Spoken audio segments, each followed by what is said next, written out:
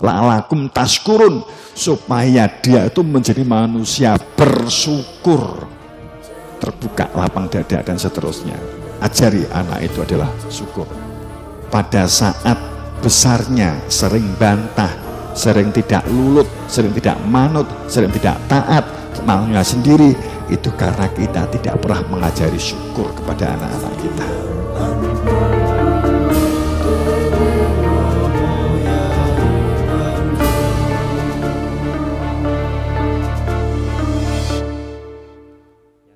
Kalau Anda itu jadi pemerintah, Anda juga harus pasti bingung memang.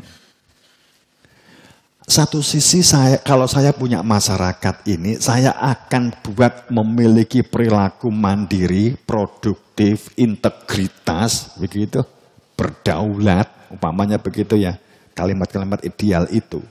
Ini akan saya bangun. Tapi pajeke negara akan berkurang.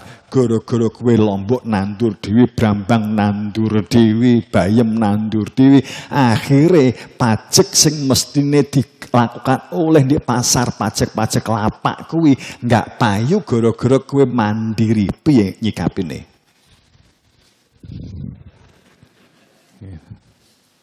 Pak Sulis ki duwe pabrik iwak. Pak Salih di pabrik iwak. Nek sak Tulungagung Nganjuk Kediri ki kabeh do ngingu iwak di baan, gak payu nggone Pak Sulis. Piye? Contohnya kan ngono ta. Piye nyikapinya ini? Bagaimana kita merumuskan terkait dengan kebutuhan hajat hidup orang banyak? Iku piye? Kalau di undang-undangi mineral termasuk di dalamnya gitu ya. Banyu, air, bumi, tanah.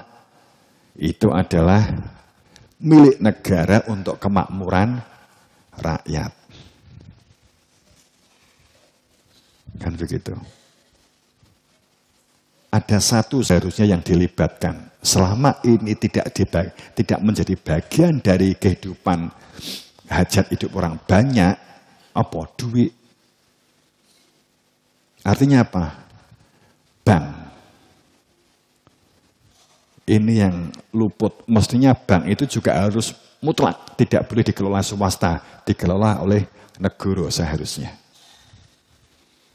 Terus sistemnya seperti apa? Kowe nek duwe bank sedih lu cepet sugih, Nduk. Kowe nek duwe bank cepet banget. Kelompok keluarga Filch family kan gitu ya. Itu anak keturunannya gitu. Saya nggak pada nyebut lengkap. Gitu timbangannya kan naik take down karena saya beberapa kali juga masuk naik take down. Jadi aku tak silih duit 100 yoto. Kowe pinjem di bank, pinjem di aku 100 yoto. Nek balik ini dadi piro?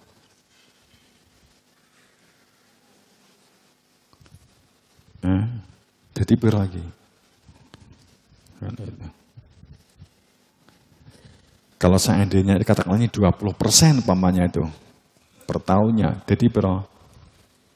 120 yoto. Kowe njilih dhuwit 100 yoto. Kowe nek balekne kan dadi 120 yoto. Kan ngono. Terus duitnya kan gak mbok gawa mulih kabeh kan, gak kamu pulang semua toh. Mbok tinggal di bank neh. 100 yoto. Ya, jiko ke bank 100 yoto. Terus kemudian mbok tabung neh di bank. Kan gitu, mbok tabung 90 yoto. Terus kowe moro nyilih aku neh, nyilih bank neh. Pinjem piro? 80 yoto. Kan gitu kan? 80 yoto tak lumni. Piro 20% nih. Kan gitu kan? 96. Kan ngono. Mung bondo 100 yoto. Pak Wit ndeleh di bank 100 yoto. Kan gitu kan?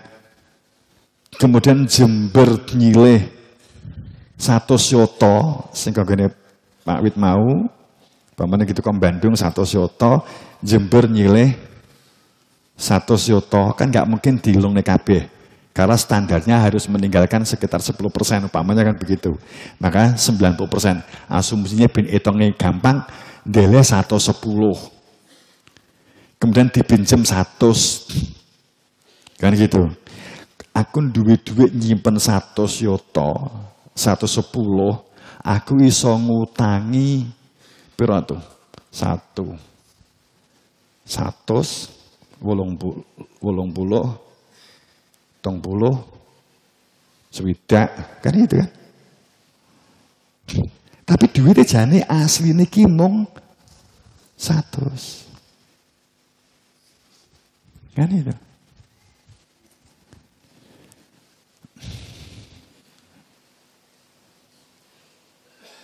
Sing dadekne inflasi itu ya begini sebenarnya.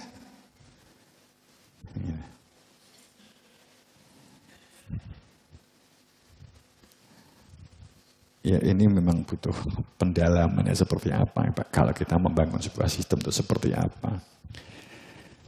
Memang bank itu terpusat.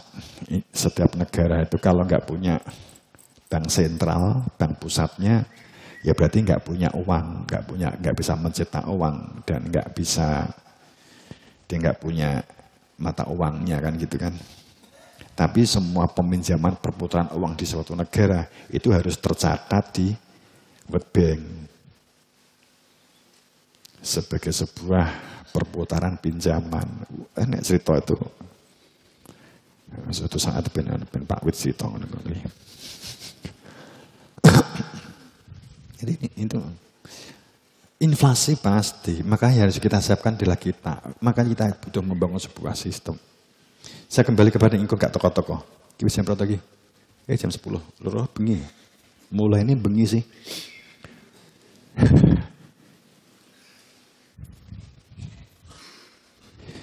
Ilmu tentang keberadaan Tuhan, ilmu tentang hakikat, dan ilmu tentang keberadaan jati diri manusia, dan kebenaran, realitas, itu cenderung diabaikan karena memang tidak menjual.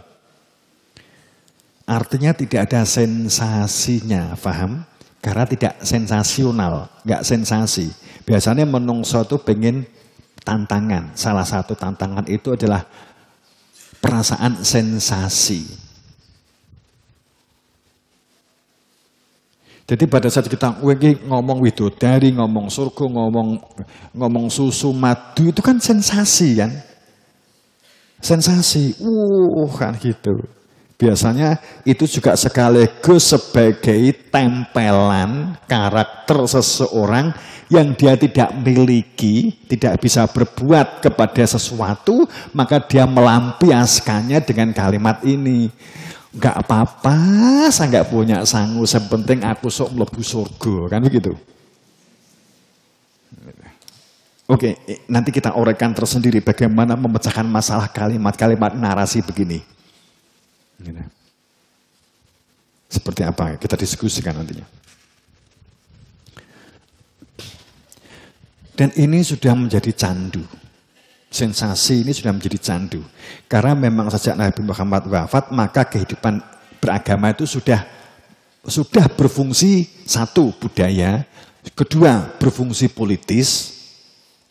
Ya. Makanya ini sudah merupakan perilaku budaya, perilaku kebiasaan, perilaku yang tanpa fakta.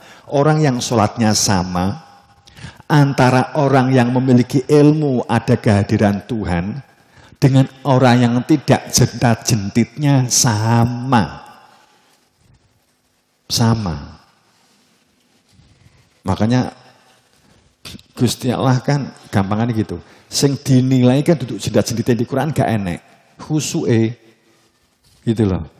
Mergo jendat-jendite iki padha ngoreksine gampang. Oh, wis rukuk, wis sujud kan begitu. Ya menungso wae sing mempersulit diri.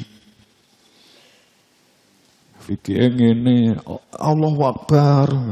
Wong kowe wae sing biasa cilik, Allahu Akbar. Enek wong Allahu Akbar. Kowe iki di atimu lho wis mikir. Pemening ini Allahu Akbar. Kebelet di hatimu wis mikir, wong kuwi leres ta? Nah, iya. Asyhadu alla ilaha illallah, enek sing meneng, enek sing asyhadu alla ilaha illallah. Kayak manten anyar. Enek sing ini itu wis komentar gitu. Warga 62 itu kan ahli komentar kabeh. Katanya gitu.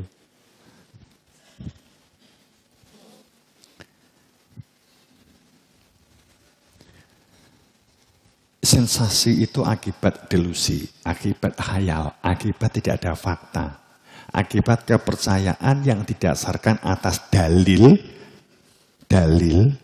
tapi bukan hujah. Tul mubin.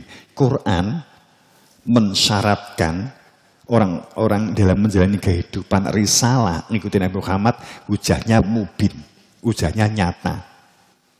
Hujahnya nyata. Jadi bukan hujah khayal, aman wala amaniyukum. Hujahnya bukan khayal kamu dan khayalnya orang-orang masa lalu. Fakta.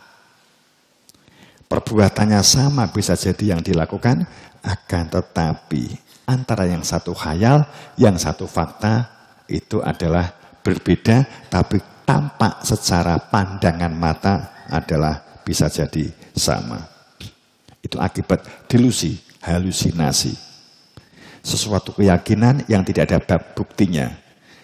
Itu delusi. Sesuatu penglihatan nyatanya nggak ada, halusinasi.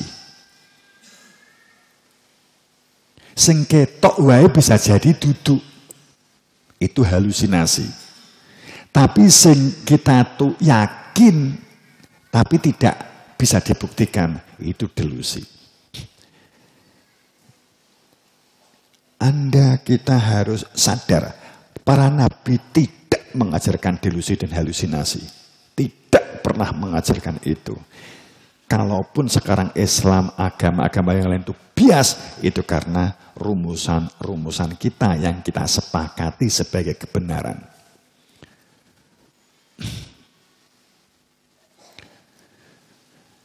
Bapak Ibu, yang kedua, kehidupan kita saat ini itu sudah alergi terhadap realitas. Kita sudah alergi terhadap kebenaran. Kita itu sudah alergi terhadap realitas konsep fakta kebenaran atas keberadaan adanya. Alergi terhadap, ini akibat begini. Dampaknya orang delusi dan halusinasi dalam membuat segala sesuatunya. Itu dampaknya apa? Akhirnya umat beragama itu alergi terhadap masukan, alergi terhadap kritik, tidak siap dengan kritik dan masukan. Padahal hal yang mendasar yang harus diajarkan di pendidikan sejak masih kecil, sejak masih prasekolah, kemudian pada saat TK, SD, SMP, SMA, utamanya pada saat SD.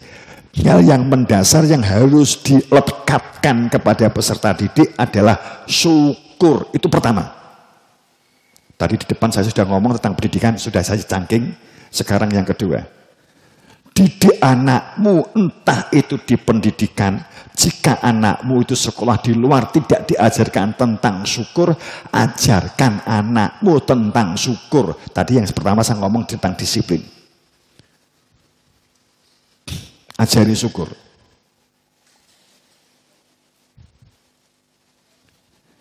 Karena pertama yang diungkapkan di dalam Al-Quran saat berkaitan dengan min butuni ummahatikum.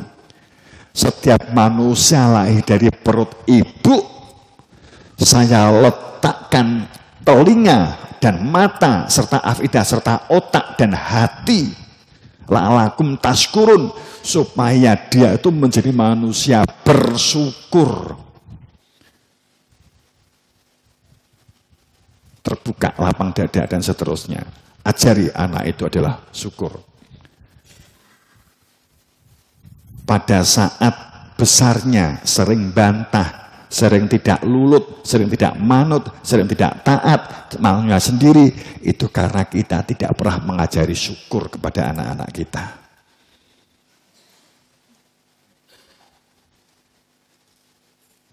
Syukur. Kemudian yang kedua, sholawat. Sholawat, ojo mbok jak di dalam pengertian yang nyambung. Terus kemudian mbok ajari lagu sholawat sembarang, bukan ngapal nih. Enggak, itu yang saya maksud. Tapi kemampuan mengkoneksi antarane otak, antarane mata, antara telinga, itu adalah apa sing dikrungu, apa sing didelok, itu dapat diolah oleh otaknya. Caranya ajak diskusi. Apa yang kamu lihat? Oh, view-nya itu bagus ya. Kok kayaknya kok ini indah ya didengar ya. Itu nyambung. Kemudian bagaimana dengan hati ini? Apa yang kita lihat ini ngotori hati kita apa ndak? Wis nduk aja mbok delok nduk. Itu gambaran keadaan dunia sing akan menjadi rusak pikiranmu nduk, hatimu dadi rusak nduk. Aja ndelok hal-hal sing kaya ngono kuwi nduk. Itu namanya menjaga hati, itu sholawat.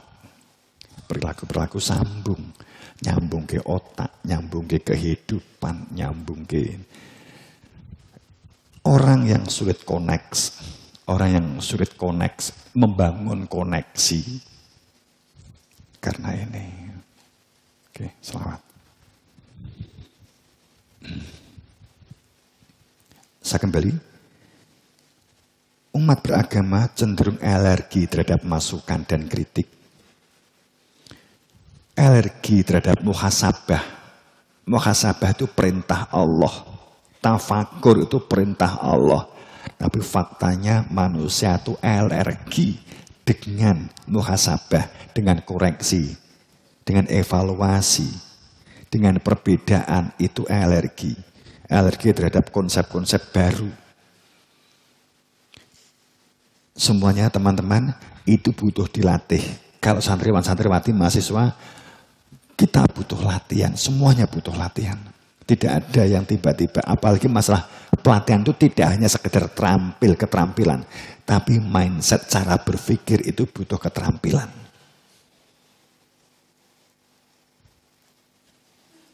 Bagaimana supaya kowe itu berpikir, terampilnya berpikir. Cepat dalam mengambil sikap. Secepat, apa caranya? Iqra bismi rabbikal ladzi khalaq, misalnya Iqra wal Qur'an, bahasa bebasnya begini. Tulis, renungi, ngremeng diwi, jadi wong ngedan diwi. Gampangnya kan begitu. Gak apa-apa. Karo anu. Ya Allah, ya ada selada kowe iki lho kok ya iso. Sebagai contoh kan ya, melatih berpikir, melatih. Okay. Jadi umat Islam itu alergi terhadap kebenaran zikir. Dengan zikir itu alergi karena terlanjur sudah merumuskan bahwa la ilaha illallah lisan itu zikir. Kemudian ngumpul di mana itu zikiran. Subhanallah, subhanallah itu zikiran. Itu padahal kan itu wirid. Sehingga pada saat zikir dibuka, zikir itu posisinya, alamatnya adalah hati. Yang di dalam hati itu telah ada Tuhan. Kalau dibuat perumpamaan seperti seseorang yang telah nikah, kemudian dia pergi kemanapun, di dalam hatinya itu ada pasangan. Saat dia itu kemanapun pasangannya di rumah, maka dia ada zikir. Di hatinya ada zikir dengan pasangannya. Ini nggak mungkin kalau kita belum kenal, kalau belum menikah nggak mungkin. Dan gitu. Inilah namanya. Tapi sekarang ini alergi saat dengan kalimat zikir itu alergi. Kemudian juga alergi dengan Tuhan. Tuhan itu wujud. kidam, bakok, dan seterusnya. Tapi pada saat Tuhan itu wujud al-ghaibullah, dapat ditunjukkan keberadaan Tuhan yang punya nama Allah, para nabi, para rasul mengajarkan keberadaan Tuhan untuk dikenali. Alergi, apa enek? Ajib, heran, kan gitu kan. Apa iya Gusti Allah itu mengajarkan kepada Nabi Rasul itu enake zikir, alergi. Malah tidak hanya alergi, kadang dituduh sesat. Kan gitu.